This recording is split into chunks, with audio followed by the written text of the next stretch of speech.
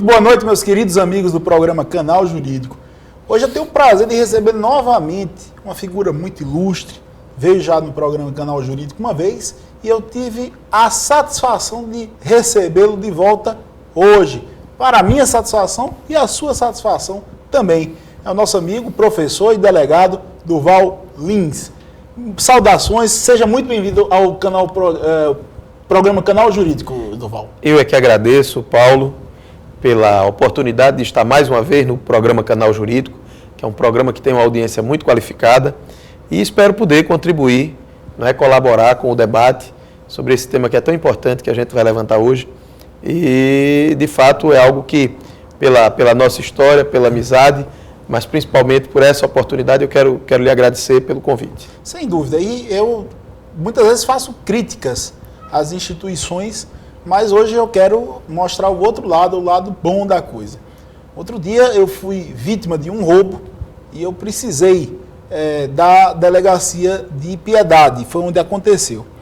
E me surpreendeu algumas coisas que eu presenciei, Durval. Primeiro, a delegacia de Piedade, ela foi remodelada. Eu estive lá alguns anos atrás, como advogado de um caso, uma batida, fui lá. E na época me chocou o ambiente. O ambiente era insalubre. Umas paredes sujas, um ambiente nojento, porque parecia uma oficina mecânica, um ambiente totalmente insalubre.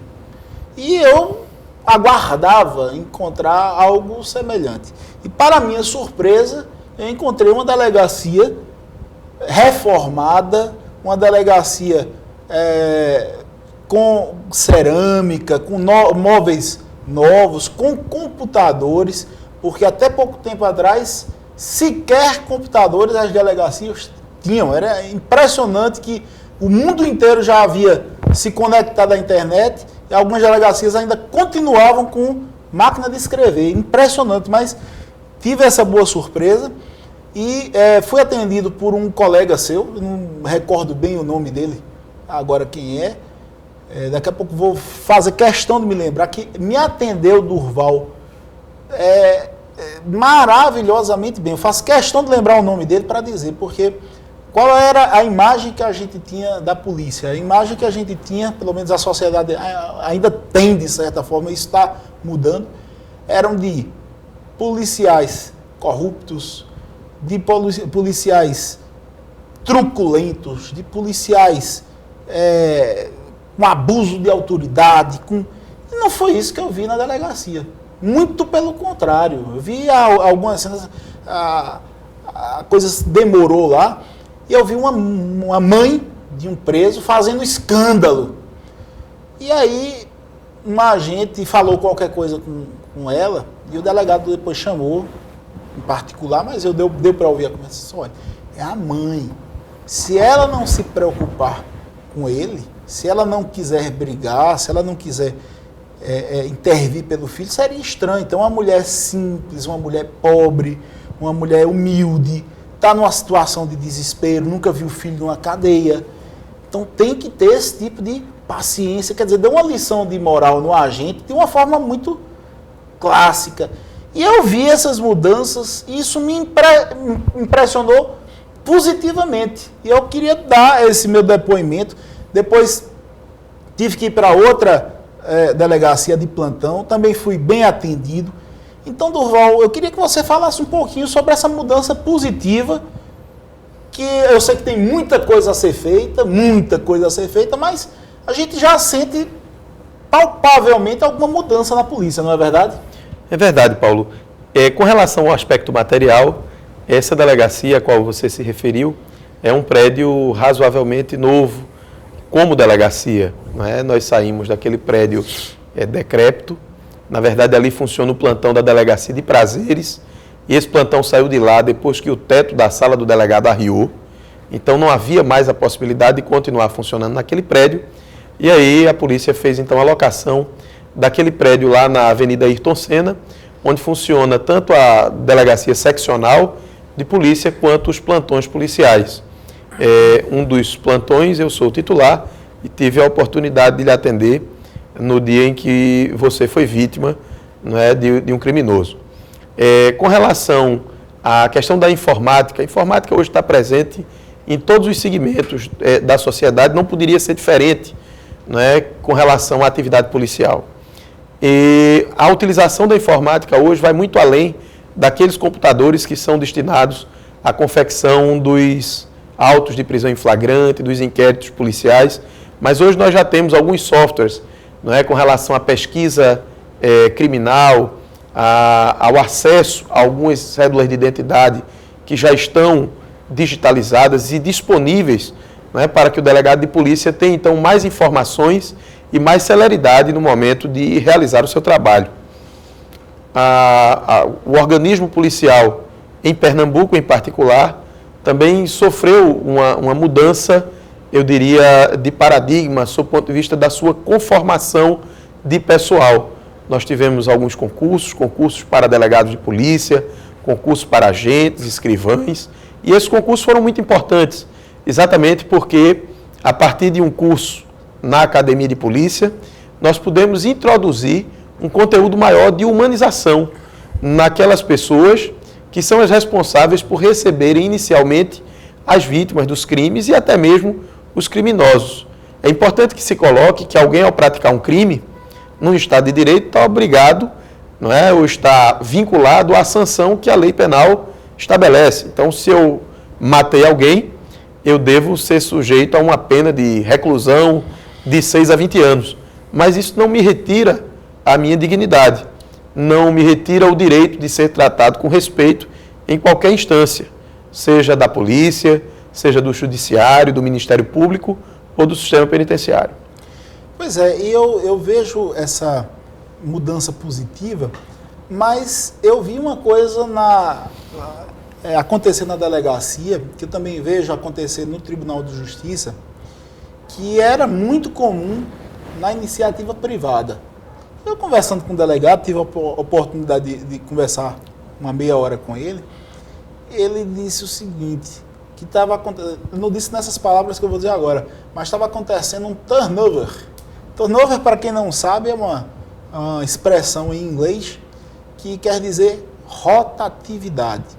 As empresas privadas há muito tempo sofrem com isso, principalmente no mercado aquecido. Então, a revista Exame, por exemplo, do mês passado, veio trazendo uma reportagem sobre turnover, que empresas como a Gillette, a Coca-Cola, têm problemas seríssimos. Contratam o cara a peso de ouro, o cara está fazendo um bom trabalho, está começando um trabalho ainda, e aí já chega uma concorrente ou já chega uma empresa de outro segmento e oferece mais. E aí ele sai para poder... E a empresa fica sem uma característica, fica com vários técnicos, como um time de futebol que muda muito de técnico, de jogador, nunca tem uma identidade e muitas vezes não tem um compromisso. Isso é tão comum na iniciativa privada que eu fiquei atordoado quando ele me disse, olha, aqui a gente está sofrendo esse problema, não falou nessa expressão, mas falou aqui a gente está sofrendo um problema de turnover. Por quê? Porque as pessoas entram e muitas vezes já tivemos até problemas com alguns agentes que eles querem estudar na própria delegacia, ou seja, estão com a mente tão concentrada em passar num concurso melhor, que passam no concurso da polícia para servir como um trampolim. E aí alguns, os mais afoitos, segundo eles, chegaram até essa ousadia de levar um livro e no horário de expediente querer estudar na própria delegacia. O delegado, olha, não pode, etc., com jeito para não entrar também num conflito, mas aconselhando. Você deve ter passado também já por alguma situação desse tipo. O que você está achando desse turnover no serviço público, Durval? Como se resolver isso? Na verdade, o serviço público, quando a gente tem uma economia instável, né? E nós tivemos uma economia instável por muitos anos, ele acaba sendo mitificado como a grande salvação, não é, para as pessoas. Então, muita gente hoje quer ser servidor público. Eu sou professor de curso de Direito, do curso de Medicina na UPE, do curso de Engenharia, e quando eu questiono os alunos, uma boa parte desses alunos quer realmente ingressar no serviço público. Então, muitos deles ingressam independentemente da vocação. Eles ingressam pela pretensa estabilidade, mesmo que isso, logo no primeiro momento, se retrate também numa insatisfação com relação ao patamar remuneratório, não é? Com relação às obrigações do cargo. E, portanto, eu vejo que existe, sim, esse turnover muito em decorrência desse ingresso no serviço público. As pessoas ingressam sem a devida vocação, levados, premidos pela expectativa de que aquele concurso é algo que lhe será redentor. No caso especificamente da polícia, não é, que a gente percebe é que, apesar da imensa importância da atividade policial, eu penso que, até por todo o estigma, não é, a que você se referiu há bem pouco tempo, não é, de policiais mal preparados, policiais corruptos, policiais que não tinham uma contribuição maior a dar à sociedade, até porque só se envolviam no momento em que o crime já havia acontecido. Eu acho que tudo isso levou a uma certa deslegitimação das organizações policiais perante a sociedade, sobretudo, não é, após a Constituição de 88. Então, o momento que nós passamos é um momento muito importante para que nós obtenhamos essa legitimidade novamente, para que nós mostremos à sociedade a importância da atividade policial e que, como consequência dessa importância, dessa relevância, nós também sejamos reconhecidos sob o ponto de vista das nossas condições de trabalho, sob o ponto de vista da nossa remuneração, sob o ponto de vista das nossas expectativas com relação aos governos responsáveis pelos nossos pagamentos, mas, sobretudo, com relação às expectativas que nós imaginamos que a sociedade deva nutrir com relação ao trabalho policial. Nós começamos hoje a nossa conversa sobre as instalações de uma delegacia. Lamentavelmente, ainda há muito a ser feito. A maior parte das delegacias hoje no Estado é de casas que foram alugadas, que foram arrendadas, foram compradas, mas não existe um modelo, um padrão de delegacia. O ideal, ao meu pensar, seria que, ao chegarmos em alguns locais, nós tivéssemos a condição de identificar que estávamos diante de uma delegacia, exatamente para que o cidadão não sofresse o impacto de entrar em alguns pontos, eu diria, quase de excelência no nosso Estado, não é, como é o caso de uma delegacia de crimes contra a administração, não é, e de outras, a DHPP, a delegacia de homicídios, e ao mesmo tempo ter que conviver com repartições extremamente sucateadas, como a grande maioria dos nossos distritos policiais. Durval, eu sei que tem muita coisa a ser feita, mas assim, parece que está se plantando as sementes, né, de uma mudança. Isso, pelo menos a ideia que se tem é essa. Até pela redução do número de homicídios, a gente sente que houve uma melhora, não é verdade? Agora, o que você pode me dizer dos crimes em geral? Roubos, furtos. A gente só sente essa diminuição nas estatísticas nos casos de homicídios, ou os casos de roubo, etc., têm se mantido iguais? E até que ponto a polícia não tem como interferir nisso? Porque não é uma questão só de polícia, é uma questão de educação, é uma questão de renda, é uma questão que envolve, multifatorial. Então a gente não pode cobrar só da polícia uma coisa que não é a polícia que vai resolver. É educação, é emprego, são causas que acontecem que precisam ser combatidas na origem. Mas, de uma forma geral, pelo menos nas estatísticas, o que é que tem acontecido? Eu sei que o homicídio diminuiu. E como é que está o geral? Uma coisa, Paulo, é a estatística. Né? Outra é a sensação da nossa população. Sim. Basta que nós perguntemos nas ruas, nós vamos perceber que, embora nós tenhamos uma queda em alguns índices, como é o caso do índice de homicídio, essa queda não se traduz numa sensação de segurança. Então, a grande maioria das pessoas não se sente mais segura, pelo contrário.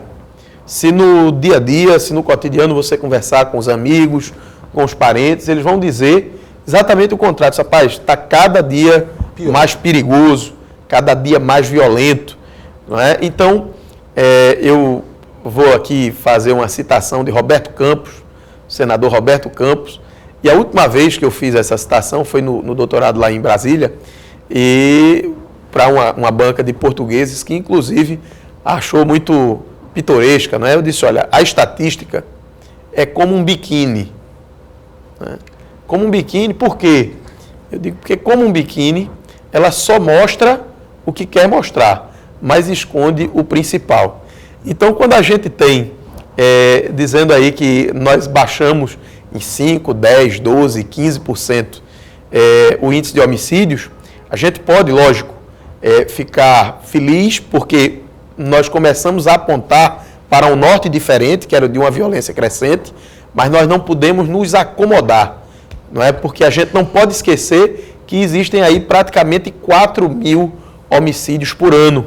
É muito mais do que se mata em boa parte das guerras que a humanidade tem conhecido. Verdade, sem dúvida nenhuma.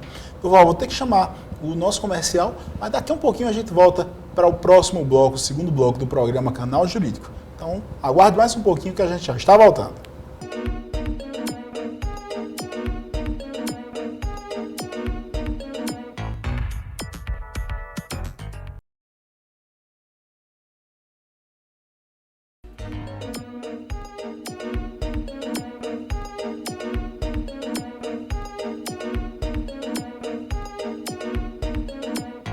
Nós estamos voltando para o segundo bloco do Canal Jurídico.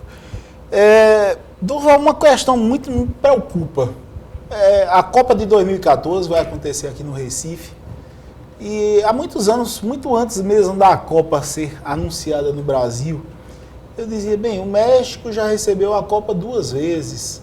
É um país da América Latina. É um país que teve a primeira Copa bem depois da Copa do Brasil. E em 86 teve outra Copa. Foi em 70 e 16 anos depois, em 86, Isso. Em 86 teve outra Copa. Então foi uma diferença pequena, de 16 anos entre uma Copa e outra. E o Brasil teve uma Copa em 1950 e vai realizar a segunda Copa agora, a Copa de 2014, muito tempo.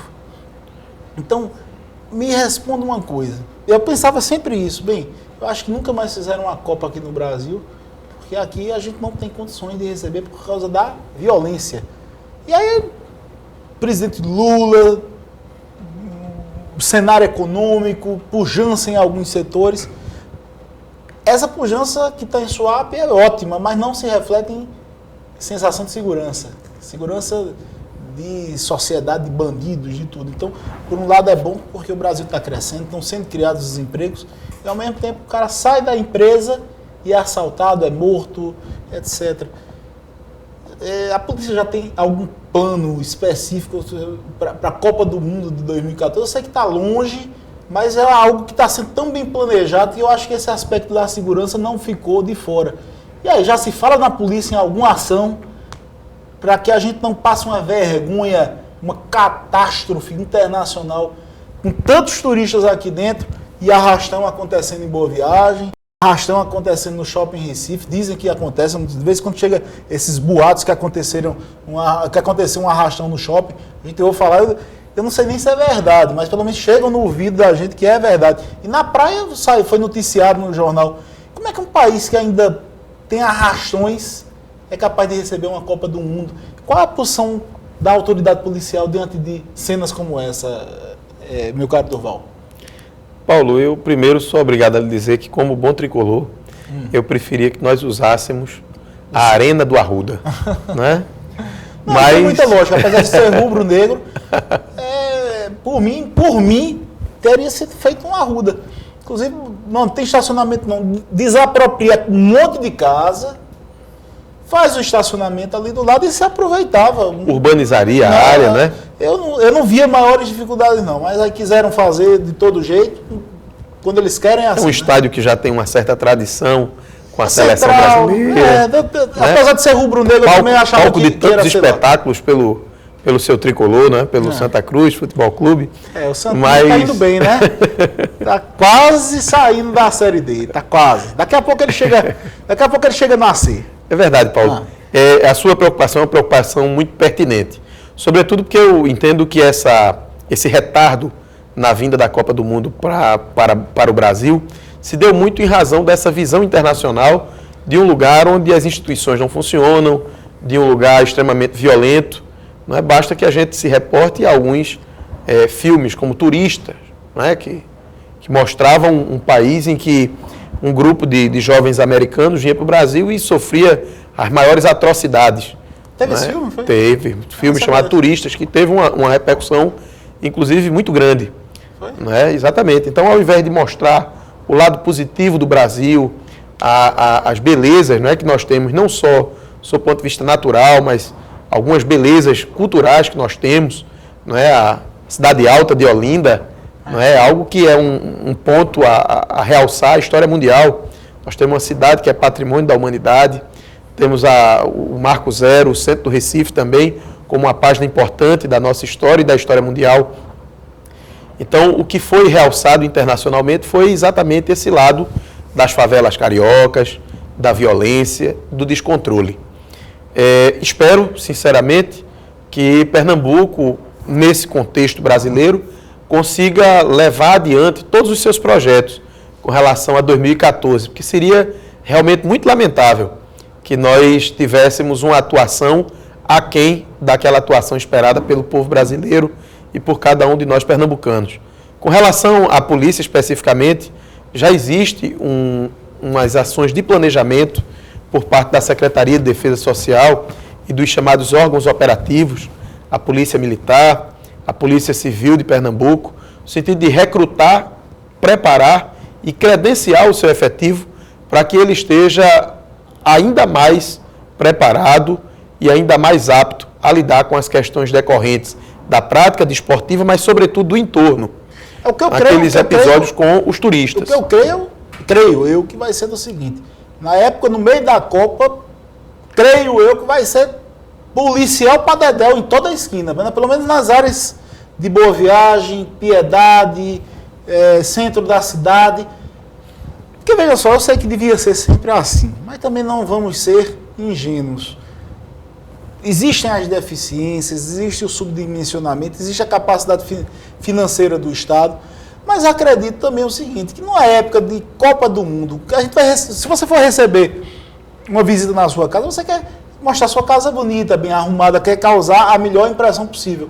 Então, creio eu que deve vir até gente do interior para reforçar o policiamento aqui, alguma coisa nesse sentido, porque só o efetivo que está aqui talvez não seja o suficiente. Né? Sem dúvida, já existem essas ações de planejamento no sentido de aprimorar o trabalho policial que vai ser colocado à disposição do turista, que vai ser colocado à disposição dos atletas, que vai ser disponibilizado para essas áreas de maior confluência turística, mas também para a área da Arena da Copa, não é? Que é uma área ali em São Lourenço da Mata, uma área que está hoje razoavelmente afastada daqueles pontos de maior convergência turística que nós temos no Estado. Então será certamente uma preocupação a mais, mas uma preocupação que será considerada pelos gestores da Polícia Civil, da Polícia Militar, da SDS, e eu tenho certeza que Pernambuco vai estar pronto para a gente dar um grande espetáculo na Copa de 2014. Tomara. Ô, Duval, agora vamos mudar um pouquinho de assunto. Você escreveu um livro sobre crimes de trânsito, não foi? Foi, na verdade, o livro é sobre crime e embriaguez.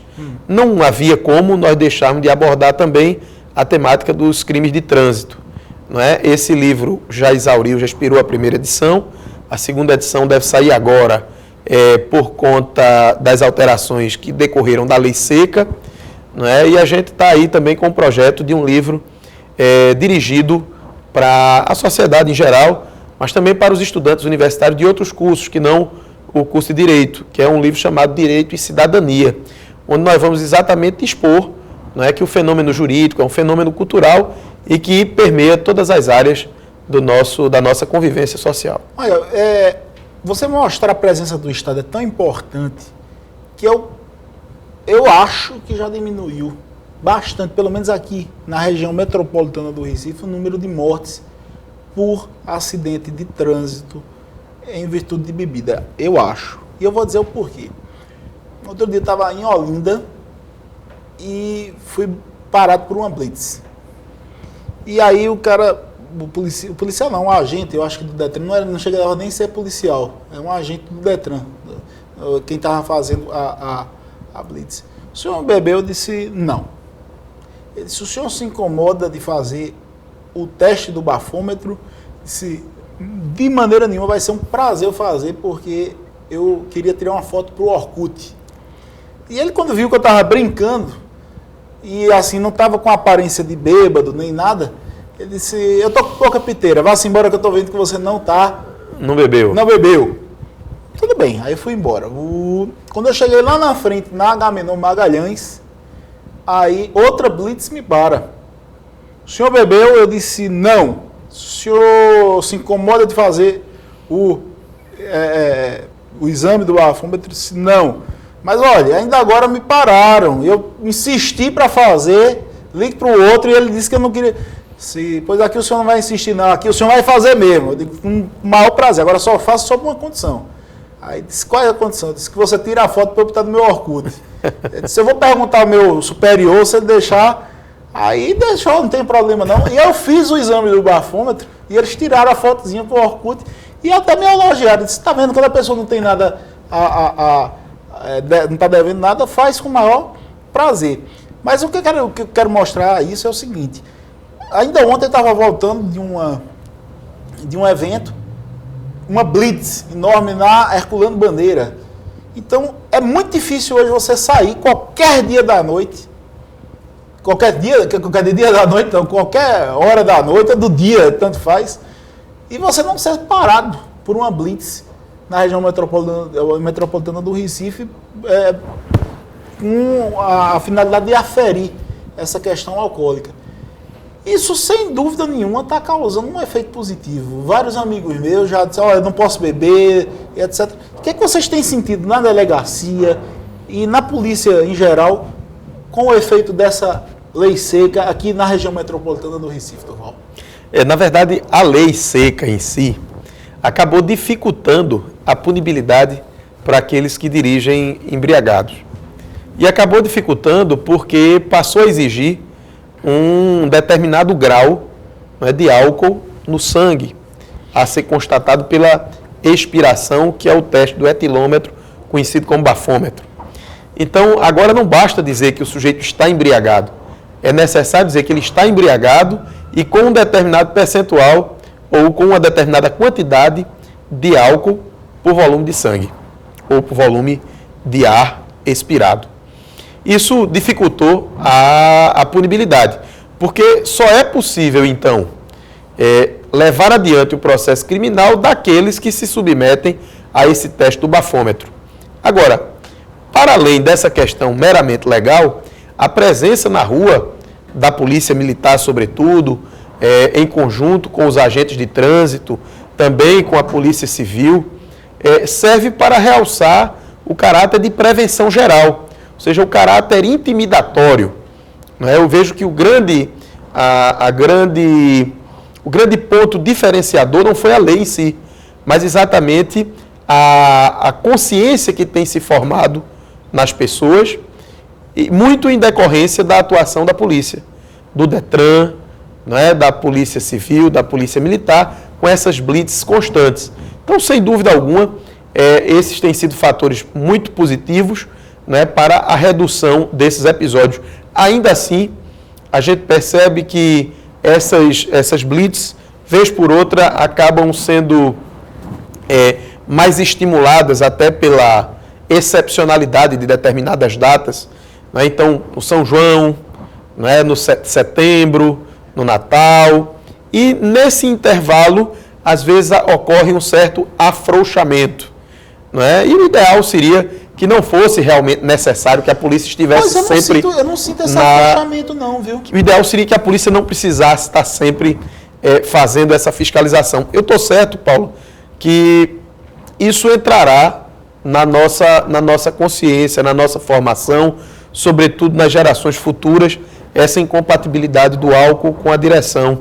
Hoje, apesar de toda a legislação que existe, apesar de toda a fiscalização, a gente ainda tem os acidentes de trânsito com uma parcela muito significativa das mortes né, e principalmente das mortes violentas e que atingem principalmente os jovens, né, entre 18 e 25, 30 anos, pessoas com a condição economicamente ativa, economicamente capazes, e, portanto, esse tipo de episódio é um episódio lamentável não só para os familiares que perdem os seus entes queridos, mas acabam tendo também uma repercussão sob o ponto de vista social, não é? Porque aí nós vamos perdendo cada vez mais a nossa juventude, como tem acontecido também para as drogas, não é? E isso nos causa, sem dúvida alguma, um impacto.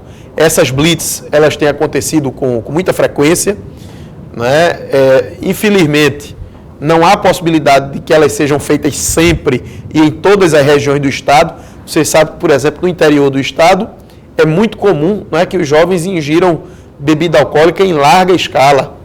Não é? E aí, muitas vezes, os batalhões locais, as delegacias locais, não dispõem dessa condição de fazerem a quantidade de blitz, não é, que gostariam de fazer para que prestassem um serviço ainda mais eficiente à população.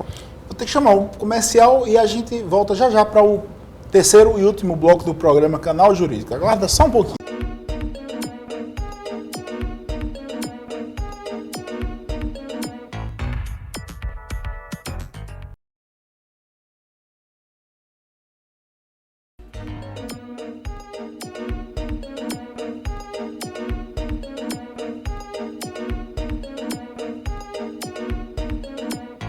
Bom, amigos, estamos voltando com o professor, o delegado Durval Lins.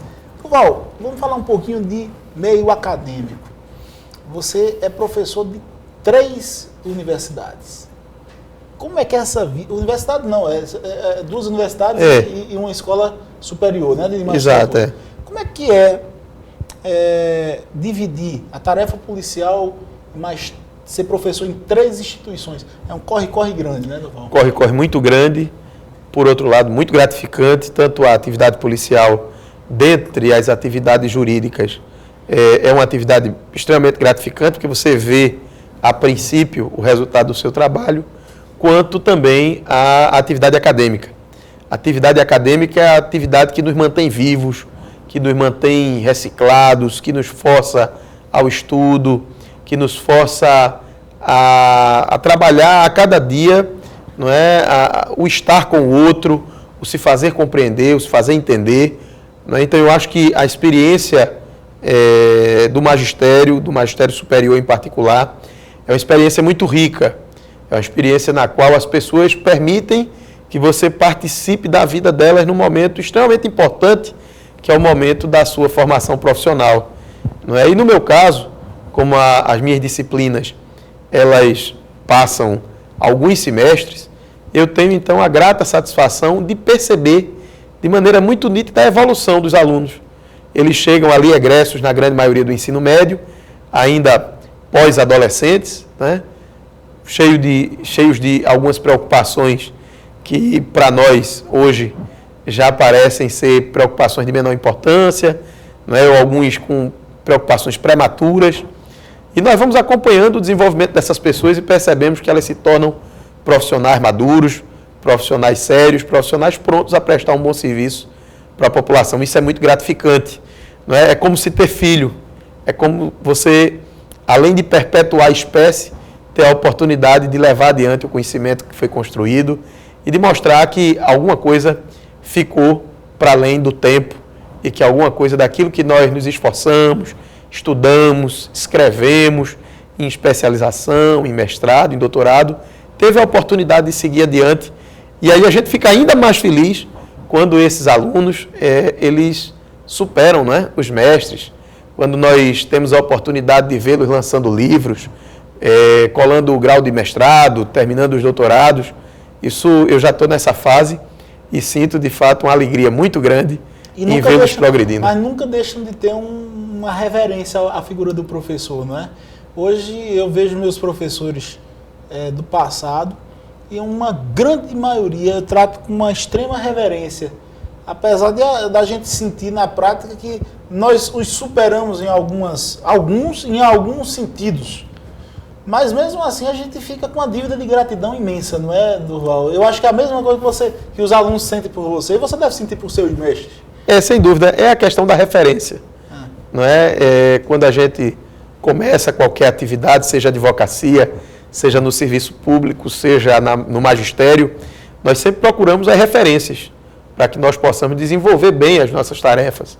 E as nossas referências acabam sendo as pessoas que nos ensinaram, acabam sendo as pessoas que estiveram conosco nesse mistério, que muitas vezes é muito difícil, não é, de transmitir o conhecimento, e sobretudo quando esse conhecimento ele nos leva à profissionalização, que é tão importante para o resto da nossa vida. Sem dúvida nenhuma, sem dúvida. E quanto ao curso ao direito penal e processual penal, muitas mudanças, né? Há pouco tempo foi implantada a nova lei do estupro. E o que é que você tem visto na delegacia quanto a essa nova lei? Explica um pouquinho para quem é de casa e o que é que vocês têm visto com tantas modificações? A Lei Maria da Penha, Estatuto do Desarmamento, a nova lei do estupro. Parece que é o Legislativo tentando dar alguma resposta a essa questão da sensação de insegurança. Mas você tem sentido efeitos práticos com a implantação dessas leis?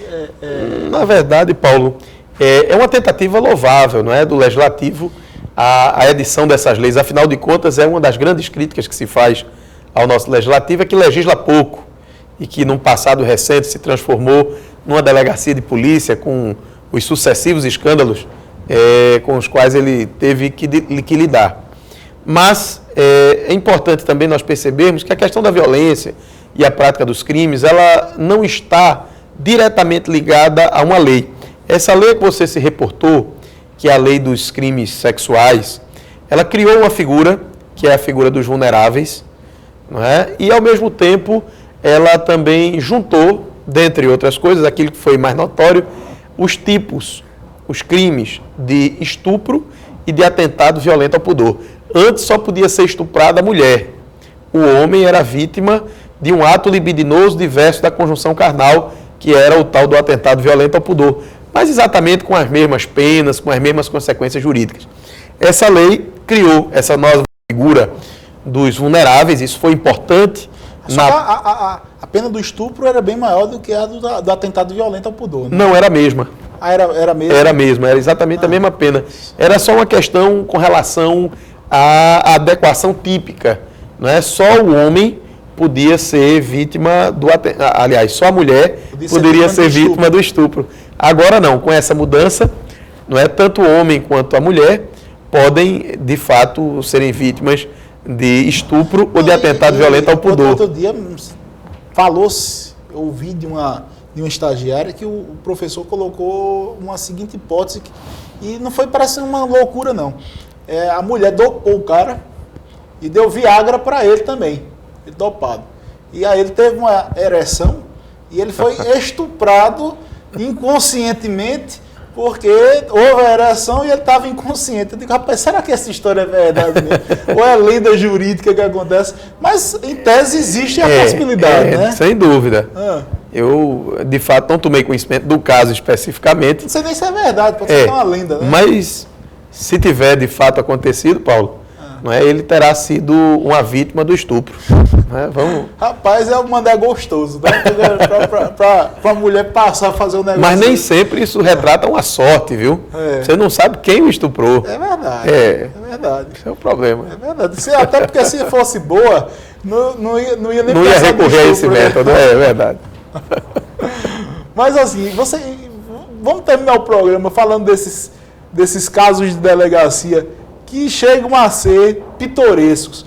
Lembra 2 ou 3 casos assim que chamaram a atenção pela forma pitoresca que eles se apresentaram na delegacia, Durval? Paulo, na verdade, a delegacia é o local para o qual confluem todos os problemas. Então, é praticamente impossível a gente não lidar com uma situação bizarra, estranha, pitoresca.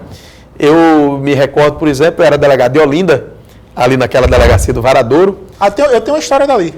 Tenho. Deixa eu contar logo. Já. Minha tia, ela morava junto da delegacia, colada, num prédio ao lado. Isso faz 30 anos. E um ladrão entrou, arrombou a casa dela e levou as coisinhas dela. Aí ela foi falar, salvo engano, foi com Lelis. Silvana Lelis. Não, Silvana não. Isso faz 30 anos, era o pai Ah, dela. era o pai dela, Silvio. Silvio Lelis era o delegado na época. Minha mãe me conta essa história. Isso o quê? A senhora mora o quê? Aqui do lado. Ele teve a ousadia de... Foi, mas é porque os agentes não viram. Não, mas ele vai ser pego. Porque é o seguinte, ele quis desmoralizar a polícia. Ele não quis roubar a senhora, não. Ele quis desmoralizar a polícia por roubar uma casa junto à delegacia. Não se preocupe. Eles fizeram diligência, não sabia quem era. Foram pegar o cara só pela honra da polícia de pegar o cara. Realmente, o cara ele quis anarquizar com a polícia, não foi? E Silvio Lelis, salvo engano, foi ele, disse, não, isso aqui não vai existir, não. Então não deixa de ser uma situação pitoresca, não é? É verdade. Essa situação, eu estava em Olinda, lá na ESO, alguns anos atrás, recebi um telefonema do comissário. Disse, doutor, tá por onde? Eu digo, já eu estou aí na delegacia. Ele disse, olha, nós precisamos ir ao motel. Eu digo, olha, essa sua necessidade está no mínimo estranha. Ele disse, não, rapaz, é que houve um homicídio, houve uma morte num daqueles motéis ali da Avenida Pan-Nordestina, né? Eu não conheço muito aqueles motéis daquela região. Não é? Tá certo, não, Paulo. Não. Mas, enfim, teve um problema num daqueles motéis. Uma supervisora do shopping lá no centro da cidade, casada, disse ao marido que iria viajar a trabalho. E se encontrou com o amante, que era um sujeito lá da Paraíba, e que era representante comercial e que estava completando 42 anos de idade. E veio comemorar, então, com a amante. Se encontraram e nessa situação foram ao estabelecimento, né, ao motel, e quando lá chegaram, segundo os relatos da própria vítima, mantiveram algumas relações sexuais, né, e aí ela saiu pautando, inclusive, pela programação, na hora tal, na hora de tal telejornal, nós mantivemos um conluio, na hora de tal programa mantivemos outro, e realmente o rapaz dando indícios de que era um atleta de alcova, né? Um sujeito da sexualidade muito aflorada para aquele momento. Até que em uma das situações, já por volta das 6h30 para 7 horas da manhã, né, a mulher então foi acordá-lo. Eu não sei, Paulo, mas depois de algum tempo, quando você vai acordar, ele diz, olha, acorda aí, a hora da aula, né?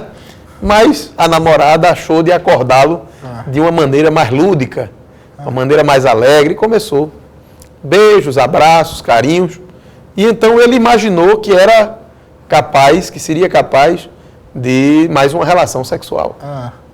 Começaram acho que a 5ª relação sexual, e lá para as tantas, quando a mulher havia se posicionado acima do corpo dele, ela percebeu então que ele fechara os punhos e apresentou uma expressão facial diferente. Ela então imaginou que ele estava chegando ao cume daquela relação, mas logo percebeu que ele havia morrido. Chamou-se a polícia, aquela agonia dentro do motel, para que o nome do motel não fosse exposto, e etc. e tal. Nós fomos para o local, ainda requisitamos a perícia, ainda encontramos a mulher envolta em uma toalha. E ela porque não vestiu a roupa não, foi? Ela estava desesperada, Paulo. Desesperada. Ela estava de roupão, envolta numa toalha. Eu digo, a senhora, se vista e vamos à delegacia. Ela estava completamente transtornada, sem nenhuma condição de depor. Eu disse, olha, me inteirei da situação toda e disse, olha, a senhora está, isso era numa sexta-feira. E ela era casada? E ela é casada. Eu digo, a senhora está intimada a comparecer na próxima segunda-feira, às 14 horas. Quando foi na segunda-feira, às 10 horas da manhã, a mulher chegou na delegacia. Eu disse, olha, sua intimação é para as 14. Ela fez para não ter perigo, doutor, de mandar na minha casa. Eita, rapaz. Mas o pior não foi isso. O pior é que a gente, naquele procedimento, também é atípico, Mas, de uma morte no motel. Mas aí ela deve ter sido indiciada por homicídio culposo, né? Porque, de repente, levou o cara a uma situação. Eu sei, rapaz, que quando lá bastante, aí, se agora vamos avisar que o homem morreu. A família tem que buscar o corpo. Aí eu falei com a escrivã à época já aborrecida, porque tinha identificado que o cara era um adúltero, né? Estava ali traindo a mulher e ela certamente se subrogou no lugar da esposa do rapaz, aí ligou para a mulher, lá na Paraíba. E eu acompanhando o telefonema. Aí essa escrivã disse, olha, a senhora era a esposa de seu fulano de tal? Ela disse, sou eu mesma. Só, olha, eu quero lhe dizer que ele estava no motel tal, desde tal hora, até agora com a amante dele. Aí ela disse, certamente, a mulher disse, olha, eu não acredito, pois eu mato esse safado. A escrivã na mesma hora disse, olha, não precisa, essa é a parte boa, eu estou lhe ligando para lhe dizer que ele faleceu e a senhora vem buscar o corpo. Eita. Meu amigo, e a mulher disse, olha, se o corpo já não era meu, quando em vida, pode ficar com o corpo por aí que eu não vou buscá-lo. E aí, esse imbróglio, onde é que E aí, vai parar? passou um certo tempo, o corpo ficou aguardando no IML, com aqueles procedimentos para retardar, não é, a decomposição. E depois de muito tempo, os filhos providenciaram que viessem buscar o corpo para levar o corpo para Paraíba. Vem cá, e o marido chifrado acabou sabendo da história ou não? Por mim, não, Paulo. Mas essas histórias nunca ficam muito Escondidas, né? Alguém deve Mas ter falado. pela polícia, não. A polícia, no seu papel cidadão, de dar a cada um que é seu, de cumprir a legislação, não foi alertar o marido com relação à infidelidade da mulher. Durval, olha, foi um prazer, nosso tempo acabou. Mas eu só queria lhe pedir que não passe mais tanto tempo sem vir aqui, não. Afinal de contas, faz quase 2 anos que você não vem ao canal Jurídico. E vai ser um prazer recebê-lo várias e várias vezes aqui para a gente sempre conversar sobre direito, em especial de direito criminal. Ok, Paulo, muito obrigado pelo convite mais uma vez. Eu quero deixar aqui um abraço fraterno a todos os telespectadores. Essa audiência é uma audiência que funciona como um estímulo para que nós possamos vir ao programa em razão da sua qualificação, em razão do seu poder crítico. E é exatamente por isso que a gente se sente estimulado. E eu quero lhe agradecer mais uma vez por essa oportunidade. Foi um prazer. E vocês, de casa, um grande abraço e até a próxima terça-feira no próximo Canal Jurídico. Até lá.